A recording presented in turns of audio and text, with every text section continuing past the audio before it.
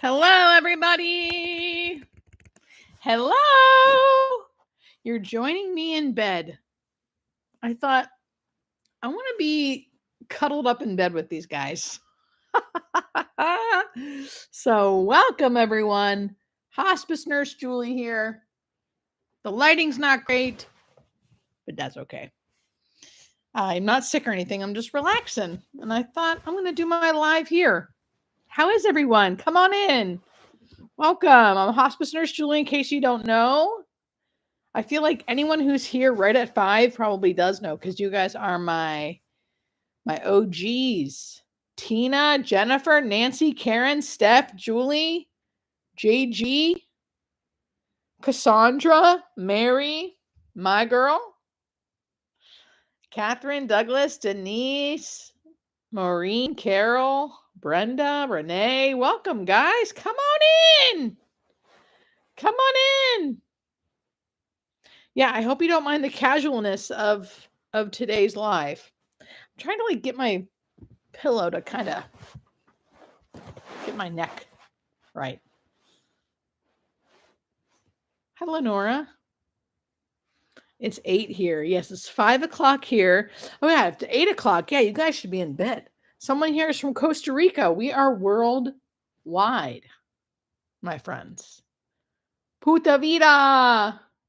Puta or pura? Pura vida. I love Costa Rica. I've been there. Any fire impact to you and your family and friends? Definitely friends. I don't have family here except for my sister, but many, many friends. And friends of friends. Definitely a whole community of people that I know and love were affected. I spent many, many nights in the Palisades in AA meetings when I first got sober. So yes, that whole area is basically gone. It's absolutely horrendous. Heather. Hey, Heather, bamboo pillow. I actually love my pillow. I got a pillow that's like a bamboo pillow from a company called Nest. The pillow was $100, but it is totally worth it. But this pillow back here is just like a pillow that I use for to hug when I sleep.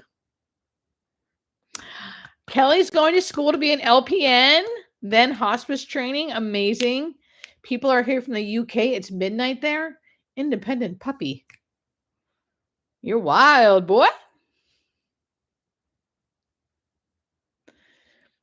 Welcome, everybody.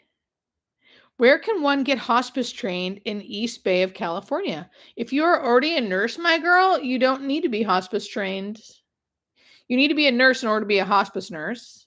And people feel like they need training in order to go into hospice, but you really don't. You'll get training on the job. Effects from dying of a pulmonary embolism. Pulmonary embolism usually happens very quickly, Denise. So I'm not sure if your loved one had a sudden death. But they usually die very quickly and probably painlessly because it's instant. Western Australia. Susan is literally enjoying her Friday right now in Australia with us, folks. This is what I'm talking about. I love it. Please talk amongst yourself in the chat as long as you're respectful. Answer questions if you can in the chat. Welcome, everybody. I'm Hospice Nurse Julie, in case you don't know. Thank you to everybody who's saying thank you. I am seeing that. I'm just not reading all of them. Oh, Amy Hill, thank you. Thank you, thank you, thank you. Thank you for saying thank you.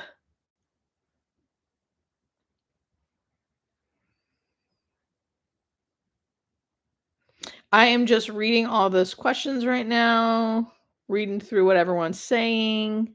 If you're new, I'm Hospice Nurse Julie. I go live at 5 every Thursday. My first copy of your book is circulating through my family. Michael, thank you. Helping many. I've ordered a signed copy for me, plus 2 journals. Oh, Michael, thank you. Seriously, thank you so much. Yeah, right now, you guys, go to my website, not now, but if you want to get this, at hospicenursejulie.com. A package deal will pop up where you can get my book and my journal that's coming out with prompts from the journal. It's kind of like a guidebook. And you can get a signed copy that way if you wanted to. Great gifts for people, I think. I know it sounds like it's not a great gift. You're like, who wants a book about dying? But you tell them you know better. It is a good gift. Anyway, you can go there, hospicenursejulie.com if you want to find it. Thank you so much for all your support. If any of you are on here and you're like, I don't know if I want those things, but I want to support Julie, I get like that sometimes. Like sometimes I don't necessarily want the book or it's the thing that they're like selling, but I buy it anyway because I want to support them. So, and then you can like give it to somebody else. I've ordered, but I gave my copy away. Jennifer, yes, thank you. Yes, please pass that book around. Do you need the book to use the journal? Absolutely not. No. No, you don't need the book to use the journal. And really, the reason why I did the journal was because I have journaled since I've been 15. I've always been a journaler. And really, it could be called a workbook. It's not just like a plain journal for you to write. There's prompts for different things. It's broken up in 4 sections. I just made a video today about it that's coming out in a couple of weeks. It's broken into 4 prompts, basically like things to think about, like how to help grow an acceptance about death. And then advice for the dying, advice for caregivers, and there's prompts and stuff there in writing. And then considerations, practical considerations, which basically helps you kind of move through all the practical things step by step you need to do to plan your end of life or your loved one's end of life. Aren't the first 100 copies gone by now? It's a great question. As of right now, I went to the website and it's still there. So I don't know if if I haven't sold 100 copies or of the bundle, or if they just keep increasing it. If people buy it, I don't know. I don't do that part. My publishing company does that part. Your videos help me so much oh, thank you, Christine. It was the most beautiful and heartbreaking thing I've ever done. Yes. Yes, yes, yes. I'm sure many people here can relate to that. And thank you for the $9.99. I don't know how people do this, how they send money, but I appreciate it very much. Thank you. Thank you, Steph, so much. You become a comfort to me too, because you're always here. And it's so nice to see. It's so nice to see all the regular names, I gotta say. What can I expect at end of life for pulmonary fibrosis? Linda, just truth be told, I don't see a lot of any type of pulmonary fibrosis on sober. Oh my God, you guys, on hospice. I'm sober too, if you didn't know, on hospice. So I actually don't see that disease very much on hospice. However, I have seen it a few times. You can expect a lot of stuff that you've already probably have been experiencing. Some shortness of breath, coughing, sputum, things like that. So at the end of life, we just do a really good job at sedating that feeling of not being able to breathe and that feeling of that need to cough. I feel like a lot of people must possibly die in the hospital because I don't see it a lot on hospice. I don't. I'll have to look into that. But the few I have seen, we treat them kind of like anyone, like just like COPD or someone with lung cancer, although I know it's very different. But at the very, very end, it's mostly just sedation to keep you comfortable. My perspective on the afterlife, Viz, I think that's how you say your name.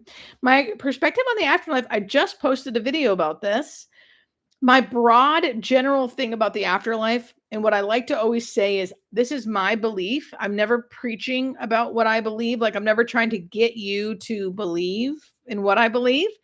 And I respect your beliefs if they are different from mine. However, what I think is we are going to a place that feels like home, that feels more like home than here ever could. I feel like it's not a place that we need to like get into. I feel like it's a place that we belong to, that we have always been from. So I feel like when we get there, it's kind of like, oh my gosh, how did I forget this place? Thank you. Thank God I'm back. And why did you leave me back there for so long? That's how I think it will feel. I don't believe you have to believe in any type of religion to get there. And I do think, quote unquote, like bad people also get there. But again, I'm just one person. What do I know? Right. And I will say before anyone says this to me, I know there are probably a lot of Christians. We are in America, a lot of Christians on here that follow me. And many Christians always say, I pray you know Jesus. You have to believe in Jesus to get into heaven, their beliefs. And just so you guys know, I do know Jesus, and I've spent many years being like a what would you say, a standard Christian, I suppose. I've never believed that, even when I was like really Christian and I've read the Bible many times. I've had a personal experience with Jesus. I love me some Jesus. And the more I've learned about Jesus, the more I've felt Jesus's love and God's love, the less and less I really believed in hell, the less and less I really believed that you have to believe in Jesus for you to be saved and go to heaven. I just don't believe that. That has not been my experience with the Jesus's love that I have felt. I know many people don't like that, but I like to say that because I don't like people assuming that I don't know anything about Jesus. And and just so you know, if you aren't Christian and don't believe in Jesus, or you're Jewish, or you have another religion, I'm also very okay with that. How do you follow me on YouTube? I have no idea. No idea. Does anyone know how you follow me on YouTube? I know you subscribe, but I don't know how you actually do it. I think you have to go to my page, which is like up. Oh, I don't know if you guys can see what I see, but you go to my page and you hit the word subscribe, and that's how you do it. Okay, let me get back to this chat real quick. Welcome everybody. Come on in. Don't worry, I will get to your questions. I go back into the chat and look for questions. I also, if I'm not answering it, please just ask in all caps. My mom had thick cataract and there was a tear at the back of her cornea, a tear. Can she get operated? I would talk to her doctors. See what they say.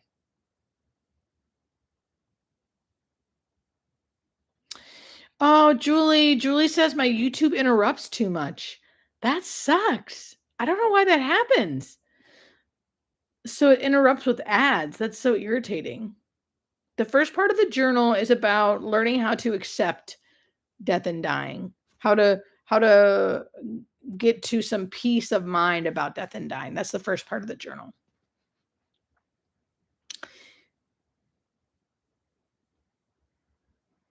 Oh, Denise, the second part of my question.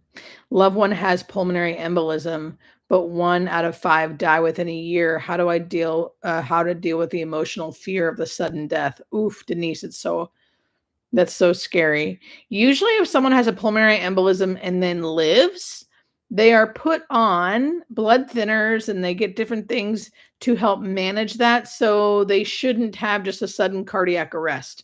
I mean, there is always that risk, I suppose. And I wouldn't listen to me about how to deal with that, because that part I feel like is more for someone who is trained in psychology, or who has a master's degree in some kind of therapy, because I think that's more of like a therapist's way, a therapist question to ask them, how do I deal with this fear? How do I deal with this?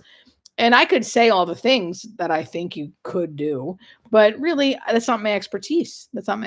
So I go to therapy. I see a psychologist. She's amazing. I also had an appointment with a psychiatrist this morning who was super amazing.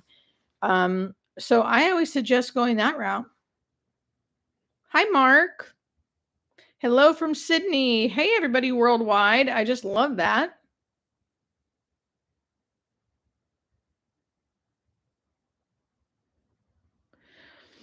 Yeah, people are saying they see ads. Is that always? Is that something new, or have you always been seeing ads?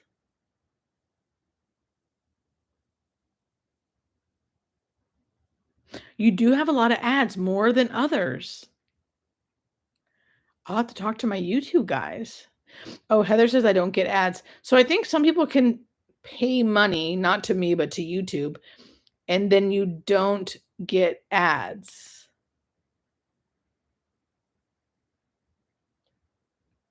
Nicole, amen. Thank you. Tomorrow is my sister's birthday. She has been on hospice almost 1 month. Do How do I celebrate her birthday but not want to go overboard? I don't know what her adult children are doing. Ria, can you talk to them? Can you talk to them and say, "Hey, can we do something?" If that's not on the board, I would just do what you would do, what you would normally do. What you would normally do. Bring her balloons, bring her flowers, bring her a gift, something. You definitely can do that.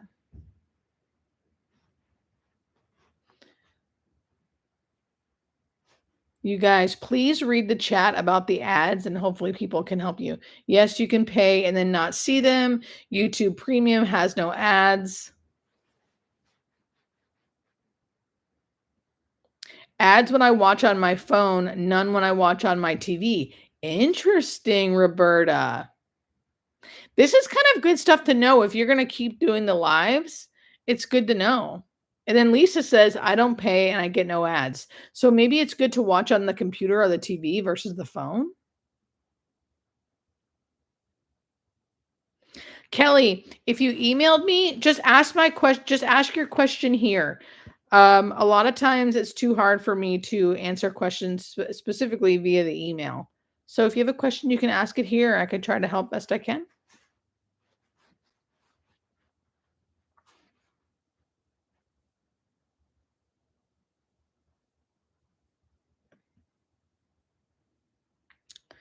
Welcome, everyone. Please ask your questions again. If I don't get to them, ask them in all caps. Hold on. Let me see if I can get to some of these questions above here really quick. My mother-in-law said that when they put people on hospice, they are just starving people. She swears up and down they put them to sleep and starve them. That cannot be right. P. Shanks, that's not right. I'm glad you're here. I don't know if this is your first time here or not. I hope you're still here. That is not correct. I've made many, many videos about this. This is not true. People at the end of life are not starving to death. Hospice is not starving people. People at the end of life are not eating because they are dying. They are not dying because they're not eating. Our body systematically shuts down our hunger and thirst mechanism. On hospice, we will let people eat whatever they want, specifically if they want it. But if they don't want food, we are not going to make anyone eat. No one at the end of life on hospice is starving to death. No one. We just don't force food. Now, it's a different story if they can no longer swallow. So some people come onto hospice after a stroke, they can't swallow. Therefore, they can't eat, right? We're not going to give a feeding tube because maybe that person didn't want a feeding tube. So we do let them die naturally. And in that case, we probably would heavily medicate just because it might be a little uncomfortable that they suddenly can't swallow. But generally speaking, our bodies are built to die and they help it happen by shutting down the thirst and hunger mechanism. Many people on hospice die with absolutely no medication involved. They are unconscious and lethargic because they are dying, not necessarily because they're on medication. Now, many people on hospice are on medication to help manage symptoms, but we are not giving medication strictly because someone's dying. It's only because they might need it to relax. They might need it because they're in pain. They might need it because they're breathing a little heavy, things like that. Do you feel that there are entrepreneurship opportunities in hospice? I mean, if you wanted to start your own hospice, hospices are definitely a business. I mean, I would never, ever, ever do that, but because it would be torture, but you could. Hello from a hospice volunteer. Yay. Thank you, Amy. My dad died on hospice 19 years ago. We were fortunate to have an awesome hospice team. Even though I'm no longer involved in hospice, I still enjoy watching your videos. Oh, thank you, Scott. And that's my dad's name, Scott.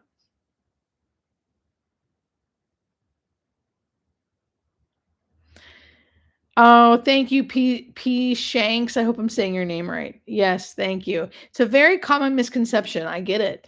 And some people, we just got to let them believe what they're going to believe. You know, some people are willing to listen and want to listen. Some people are not. And I get that too. Hi, Julie. I'm considering to intern as a hospice music therapist for the next year. What is the mentality that I should go as I go? Okay, so that's amazing. I think you should go into it being as open-minded as possible, just trying to connect to people. Don't try to fix anything or expect anything. Kind of just let it unfold. No expectations. Um, and know that it's going to take time to feel comfortable, probably. Okay. So do your best. Don't be afraid to say you don't know. Don't be afraid to talk to people. Um, yeah, and just kind of try to go in with an open mind and open heart with everyone you meet. And you're going to be so amazed because you're going to meet so many amazing people. I'm so excited for you. And you're going to really help people. You're going to really really help people. Music at the end of life is amazing. I'm so happy for you. Yes, Denise, the blood moons tonight at 2:36 a.m. Okay, are you on the East Coast, Denise? Where are you in the world? I wonder where it happens. Oh, my grandma, a couple days before she passed away, she saw her room full of white roses. Wow. How long 86-year-old man eats 2 to 4 spoonfuls of oatmeal a day, a cup of water. My dad is currently at end of life. Someone like that can live 4 months. As crazy as that sounds. But I would talk to your hospice company. If he's on hospice, I would ask the hospice company, but they can live like that for months.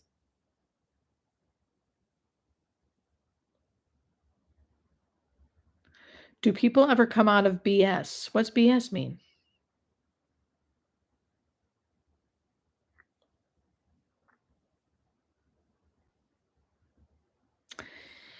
Anna, I'm not sure if that happens often. I haven't experienced that, but maybe. Do people ever survive hospice? I see. Yes, people do come out of hospice. Um, People do come out of hospice. Usually people with like chronic illnesses, chronic terminal illnesses like dementia, Alzheimer's, COPD, CHF. People come off hospice, yes. But they usually come back on eventually. As an RN, I want to go back to work as a hospice nurse. How do I keep from being too affected by depression? Ninza, I'm probably saying your name wrong. I think you have to really believe in hospice. You have to believe that dying is not the worst possible outcome. I fully believe that. Dying is not the worst possible outcome. So to me, it's not really depressing. It feels helpful and hopeful that I get to help someone die as peacefully as possible. So I have to remember that. You have to take really good care of yourself and not overwork yourself. So don't take any overtime and have really good boundaries with your work and with the people you work like the people you work for, the company, and be in your patients, good boundaries. If a patient on hospice is home and of course they can eat when they are hungry, my mom was on hospice and the nurse never told me not to feed her. Yes, definitely always yeah, there's no don't feed someone on hospice. Always offer food if they want it. Yes, amen. On average, how often does a person on hospice with a pleural effusion need to be drained? It depends on a bunch of things. Depends. Sometimes once a week, sometimes every couple of days, sometimes once a month. It just depends. Look at that bruise. I bruise so easy. All I had was a chest X-ray that discovered emphysema. What kind of test should I do? I don't know, JG. I cannot give medical advice, so stuff like that I can't really answer, and really I don't know. Um, I'm not. You need to talk to, please, people, everyone, anyone on the internet. If they are a nurse or a doctor and they are telling you what to do or giving medical advice or tell, no, we don't want to listen to them. It's completely unethical for someone to give like medical advice or tell you what to do, or tell you, um, talk to a doctor. What test should I do next? Yeah, I don't know. I would ask your doctor. Thank you for everyone saying thank you. My mom was 62, diagnosed with metastatic cancer on Saturday morning after falling at home, which was out of character. We were told to wait until Sunday. Kelly, do they cut you off? I think pancreatic cancer had spread to her lungs and liver and lungs. This all happened on my brother's birthday, and he is struggling.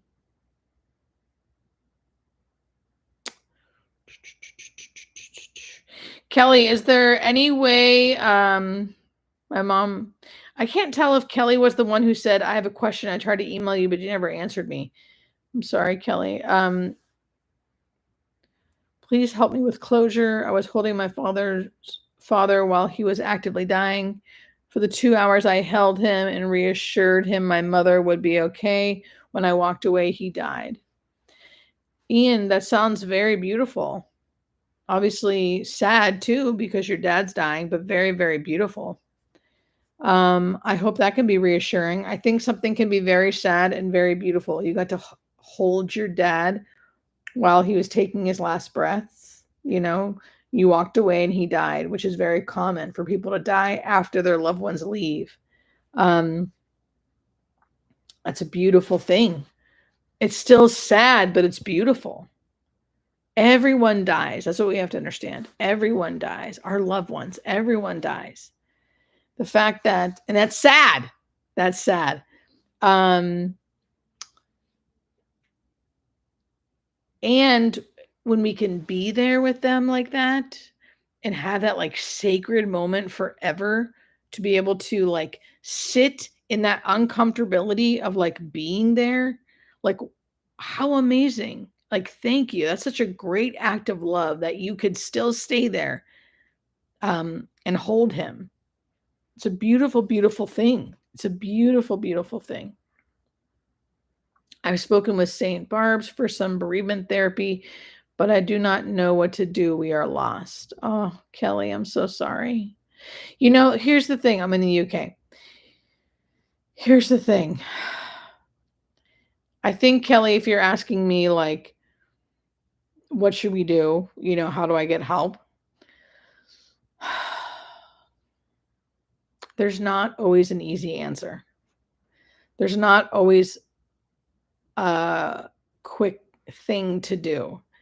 I would encourage you, if I'm getting the question right, I would encourage you to seek out online communities or in-person communities. If you're in the UK, you can look this stuff up.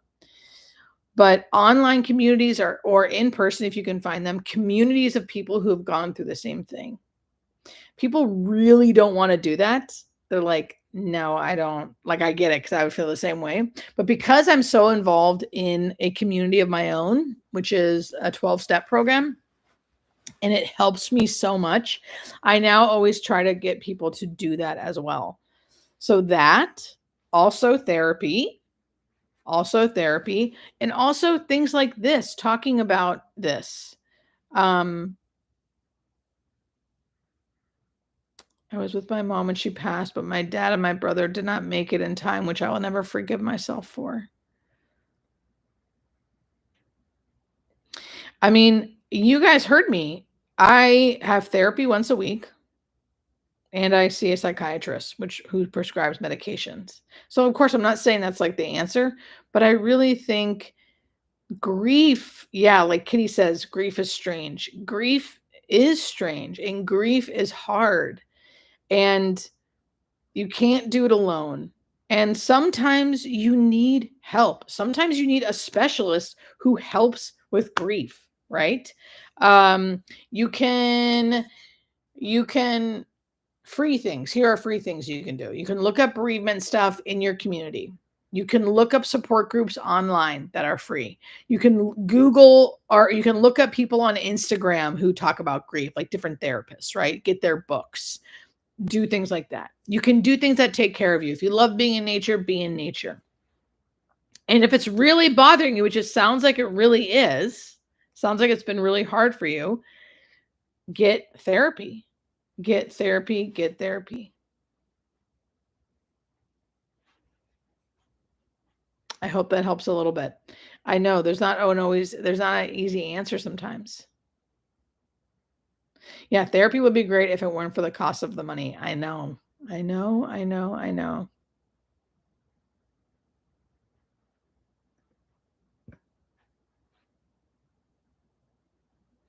I know, and Amy says hospice offers 13 months of bereavement counseling to family and friends.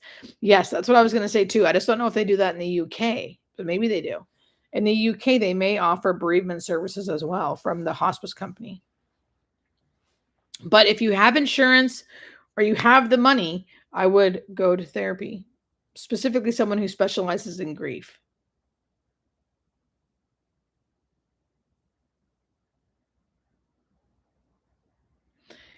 Yes. Karen. Karen said, I was my dad's main care person. So when he passed, I felt a huge loss because I had so much time on my hands. Yes. I didn't realize how much I took care of him. Now I'm taking care of my mom.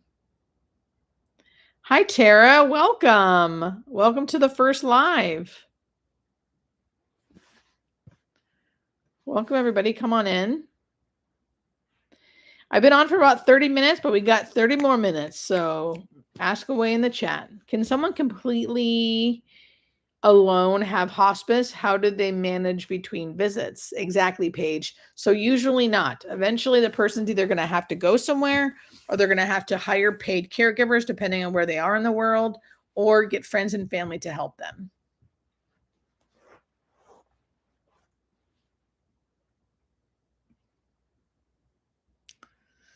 Um,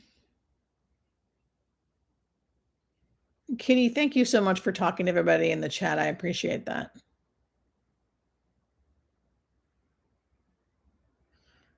Abdul, I'm glad you're doing that for yourself. Yeah. I believe in assisted death. How do you feel about it? I feel good about it. I feel okay about it. I mean, in the US, we do have medical aid in dying, but we call it the death with dignity law. And people can get medication if they meet criteria, but they have to take it themselves. Like we don't like inject it or anything. In fact, they don't even need to be around healthcare workers. They can just be with family when they take the medicine. Is dying from a sudden brain bleed painful? Usually not. Usually not. No.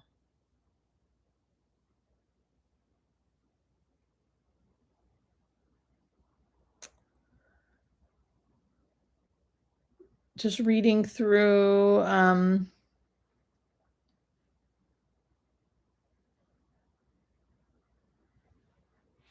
oh, Carol, yeah. Yeah, everyone send Kelly love. Please be easy on yourself, Kelly. You know, I always go like this. I don't know if you guys can see.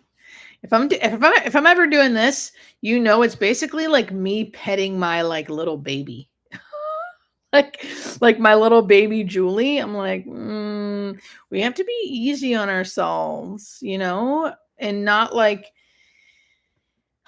and kind of get comfortable with being uncomfortable, which I know is annoying to hear.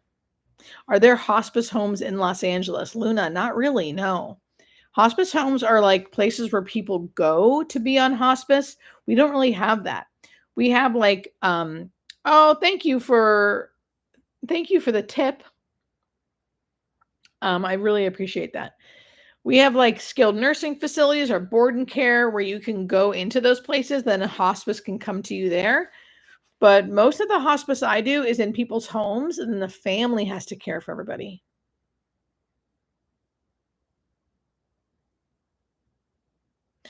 Anyone know how to get hospice to give mom pain meds when she will never ask for it on her own? I live far away, but concerned she won't ask on her own. Sherry, if you are her daughter, you can talk to the hospice company about that.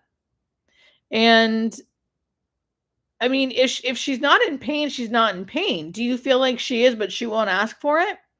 But because you are her daughter, you definitely can talk to them and say, "Hey, I'm really concerned about this. Like, what can we do to make sure she's not in pain? Like, can you please make sure that you're offering or do some education with her about how it's okay if she takes something?"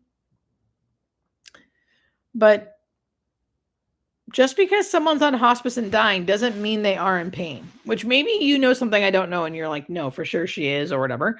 But just because they are on hospice and dying doesn't mean they're necessarily in pain. But I would talk to the hospice company about your concerns.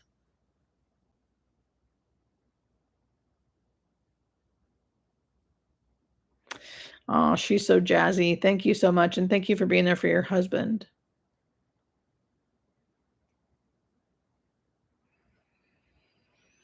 Thank you, everybody. Hey, Precious. Yeah, a lot of people have hospice homes in their city. I think that's great. Thanks, Kitty. Are people on hospice allowed to travel by plane? Airlines do not honor DNR orders under any circumstances. I did not know that. Yeah, really? People on hospice can travel by plane. It can be a little more dangerous, but people can travel on hospice and just tell your hospice company and they will try to help arrange to have a hospice in manage your care while you're gone. So let's say you want to travel to Kansas, but you live in California. Your hospice company would try to work with a company in Kansas where you're going to be staying so you can still have hospice manage you while you're gone. But flying when you're very ill can be dangerous, especially with blood clots, things like that.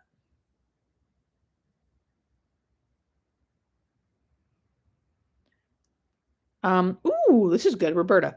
My nonprofit hospice company has 11 inpatient units around Phoenix, used for brief stays for extreme symptom management. Yes. So people they cannot stay there, correct? It's on they can stay they only can stay there while their symptoms are being managed. Once the symptom is managed, you take them back to their house, even if they're actively dying? Quick question about that. Hi, Roberta. Welcome. My dad died suddenly a few days ago. My mom died suddenly a few days ago. My dad found her and my brother did CPR. I was an hour away, but got there quickly as I could. Oh, Spiky Bunny, I'm so sorry. That's so hard. Oh, thank you, Kelly. It was just so sudden and fast. Exactly. How do you deal with children dying? Denise, I actually don't work with pediatrics. I don't work with pediatrics. Oop, I just lost the chat. I'm trying to find hold on. RMS. Thank you, thank you, thank you so much.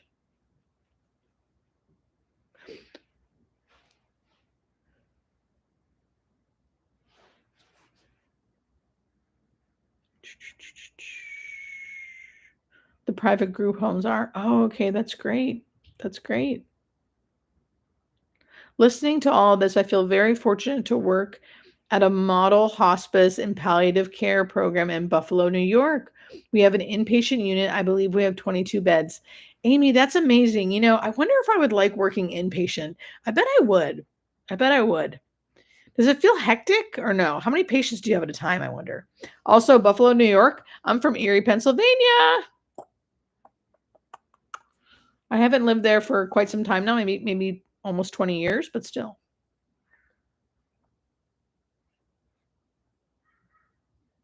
Usually a 5-day stay. If they're close to death and family wants them to stay, they will allow them to continue to receive PC. Okay, great. That's great. Yep.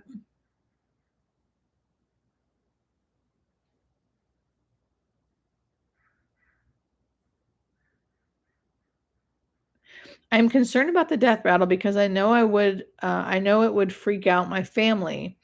Is there a chin guard to help elevate this? The chin guard wouldn't help, no. But if it was really concerning, a person can be repositioned, like you can have them sit up in bed, and a lot of times that can help. Just turning someone all the way on their side so the saliva can come out will help. A suction machine would help. Medication would help. There are many things we can do to provide and help with the death rattle. Also, education to help people understand what it is and why it's happening. But there's definitely things we can do so you don't have it. It doesn't sound silly either.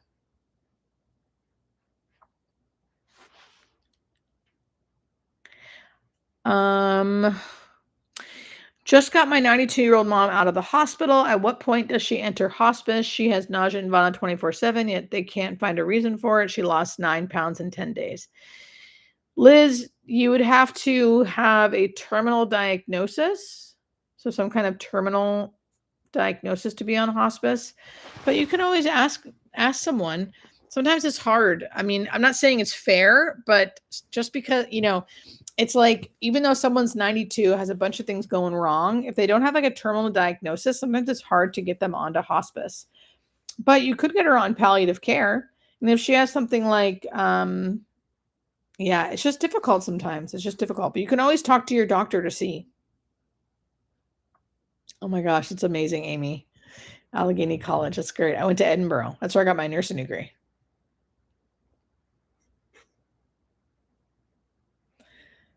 Thank you, Juanita.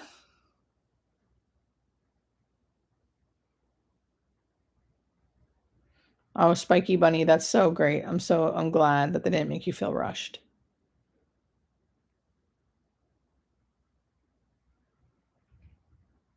KV. Yeah, thank you. What helped you during the grief process? Oh, yes. This is good. I saw your statement from before, and let's have everyone answer this in the chat. So, if you have lost someone and have grieved or are grieving, what are some things that have really helped you? I want to know this. What are some things that have really helped you?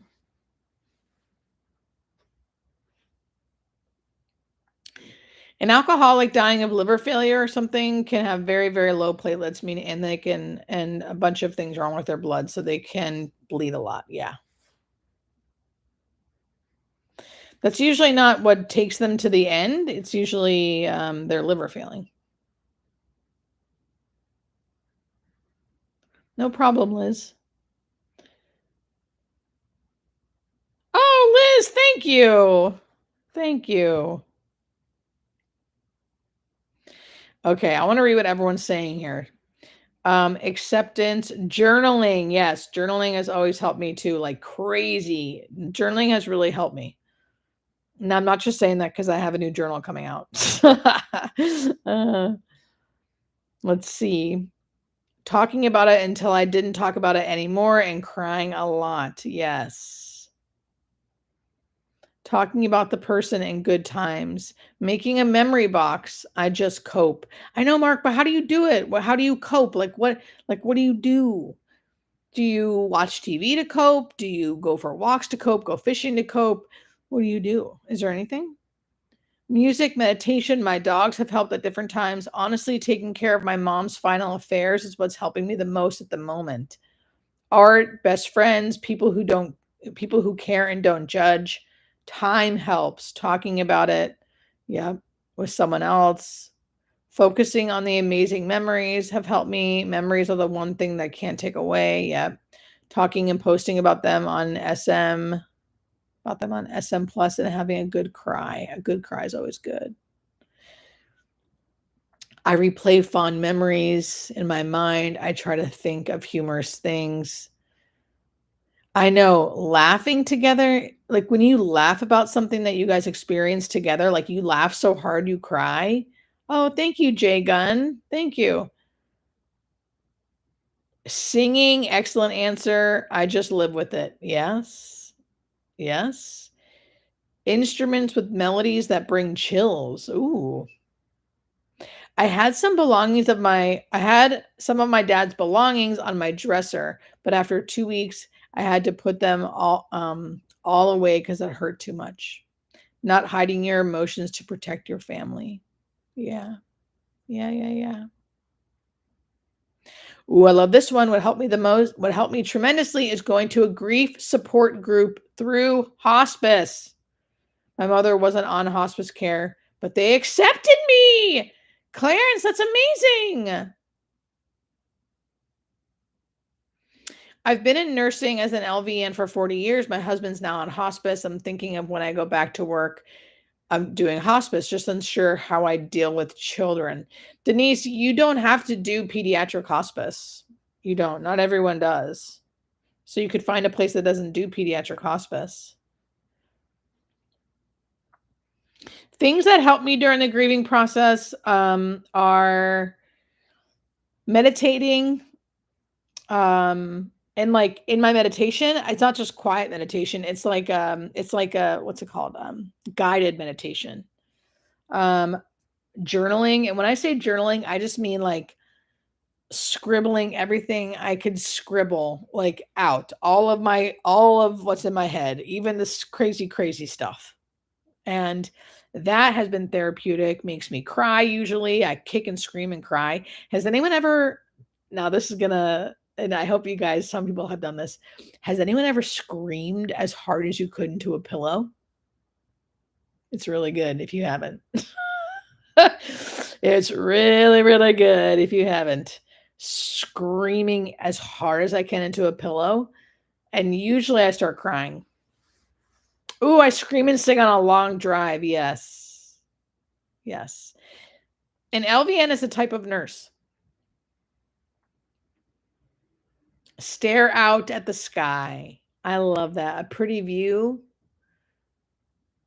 Mark, I knew you would say no. a lot of people say yes. Mark, listen. I highly suggest you scream into a pillow and come back to us next week. Okay? And tell us how it went. Oh, yes, screamed at the grave. Yes. Yes, when my best friend Shauna died, I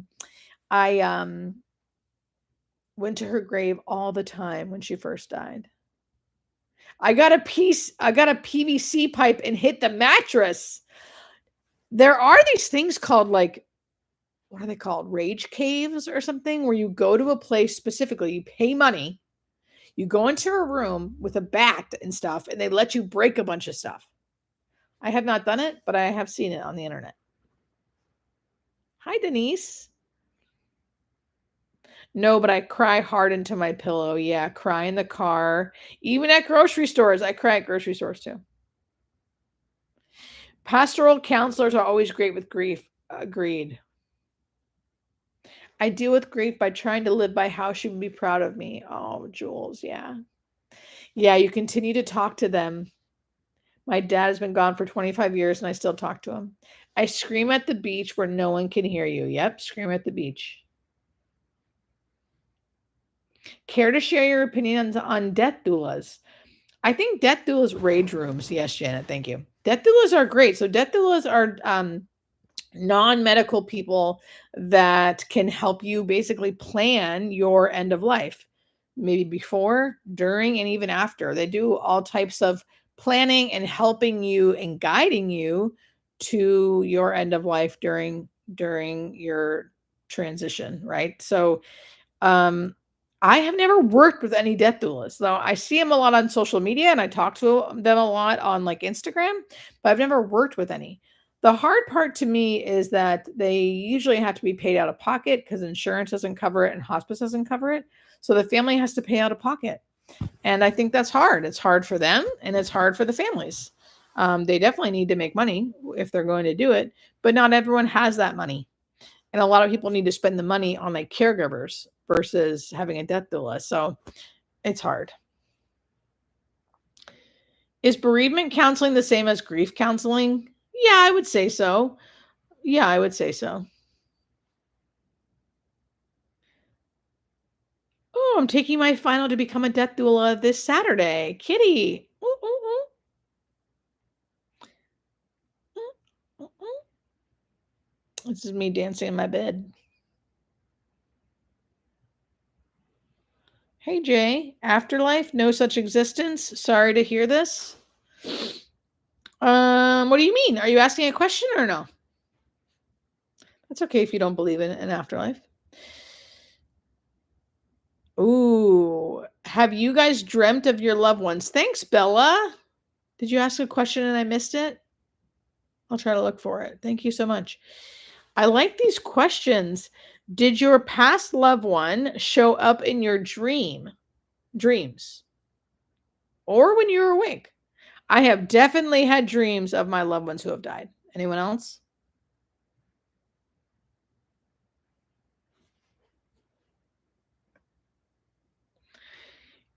I would Google like death doula programs. There are programs out there, and there's some in your city, I'm sure.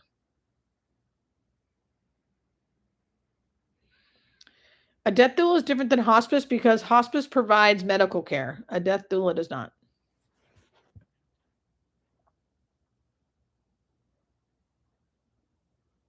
Julie, my husband went to Edinburgh. Oh my God, when did he graduate? I graduated in 2005.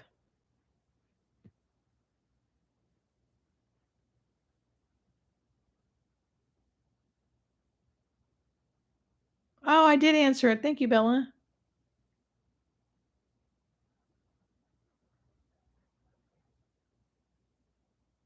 So people have dreamed of their loved ones. Yes. Mhm.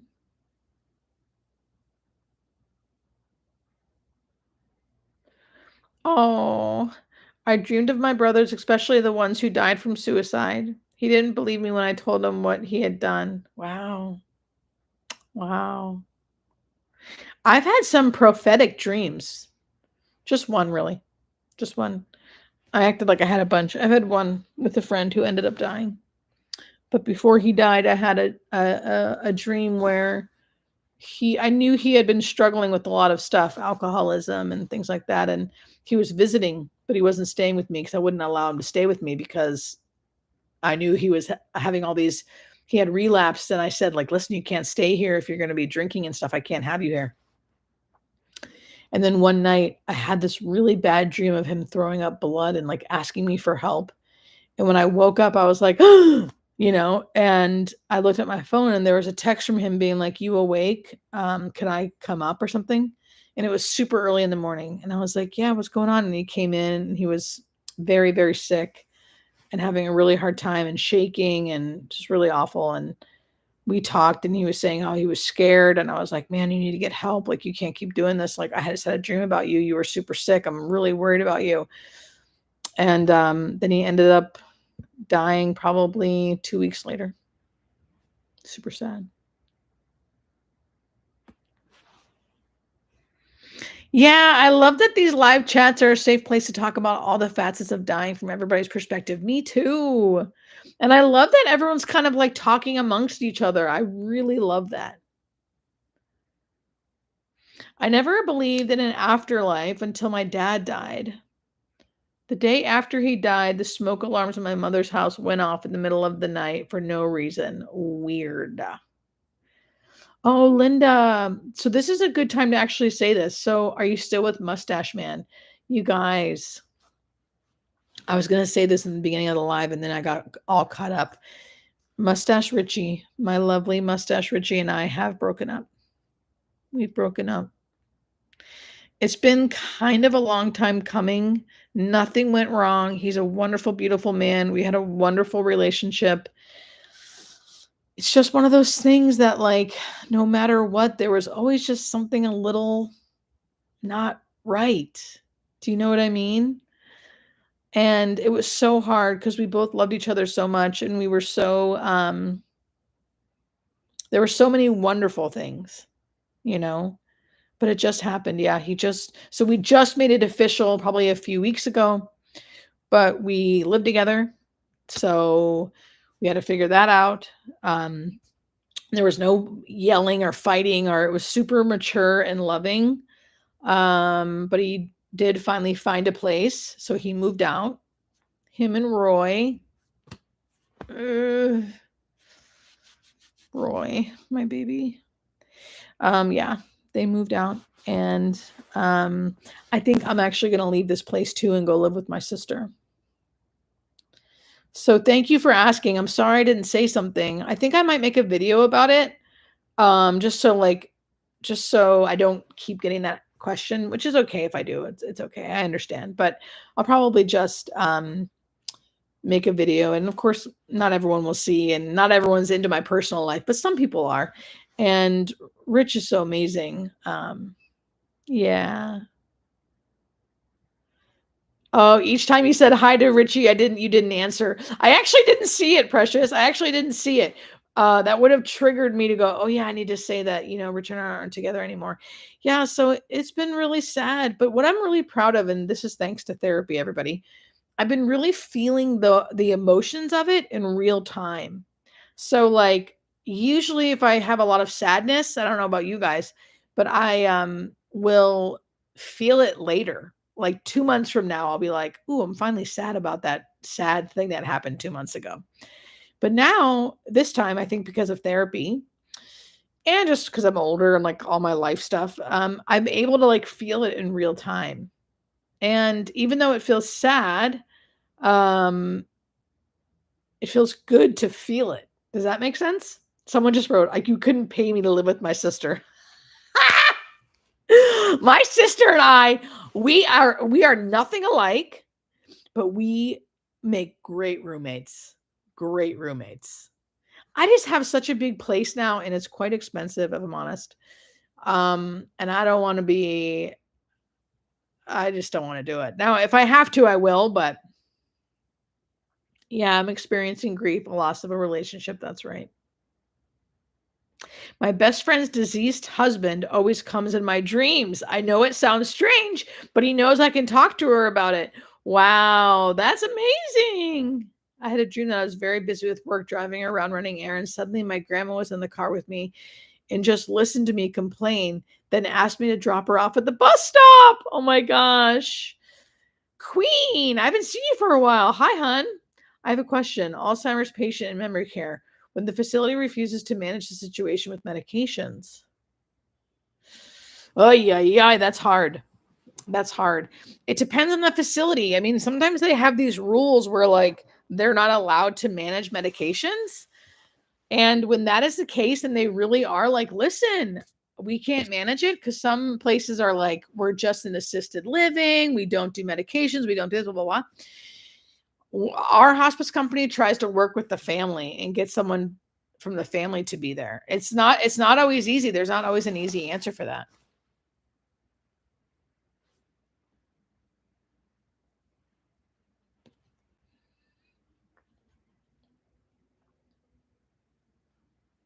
I know, boy, only moving after a few months together. I know, I know.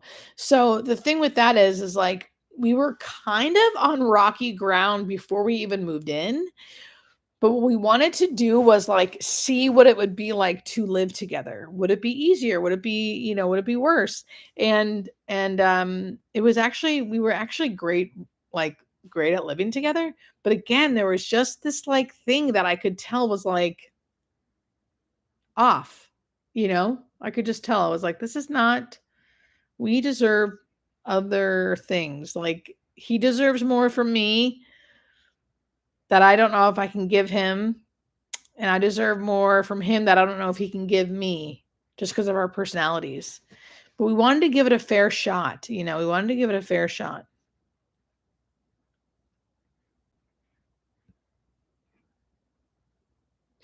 You guys, we have 2 minutes. 2 minutes.